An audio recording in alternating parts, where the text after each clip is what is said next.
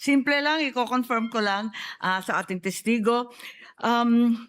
So I'd just like to confirm kung tama sabihin na as of now, there's no official finding na may fraud sa DepEd man o sa OVP. Tama po ba? No fraud finding as of now.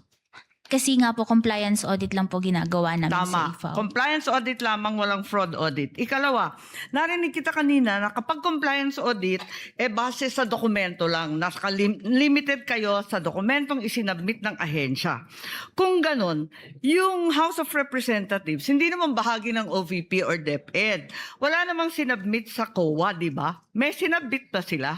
Yung Congress, Committee on Good Governance, may sinabit na dokumento.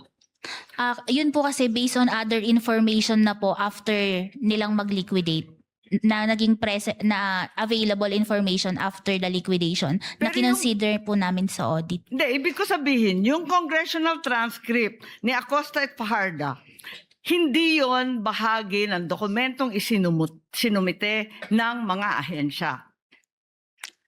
Opo, pero ginamit po Wala siya, namin di yun. ba? Pero ginamit din po namin yung information na yon during our audit po. Bakit humingi ka rin ba ng affidavit? Kasi hindi naman binigay ng agency. Kasasabi mo lang kapag compliance audit, dokumentong galing sa ahensya. Pero yun po is relevant information po na ginamit namin for audit po, na sinama namin sa pag-audit. Yes, following po the presiding judge, bakit po ganon? Kanina sinabi mo, dapat dokumento na sinabmit ng ahensya. Biglang ngayon, pati transcript, pati iba pang mga katibayan na sinasabi, ginagamit na rin. Hindi na compliance audit yun, hindi ba? Pero yun po kasi is related pa din dun sa liquidation which is discovered after the submission of the liquidation documents. Kaya nga nalilito kami kasi bakit dinisallow lahat ng quarter samantalang pinag-uusapan ni Acosta, iisa lang, di ba? Yung last quarter lamang. Doon nga sa transcript, doon lumilitaw yon.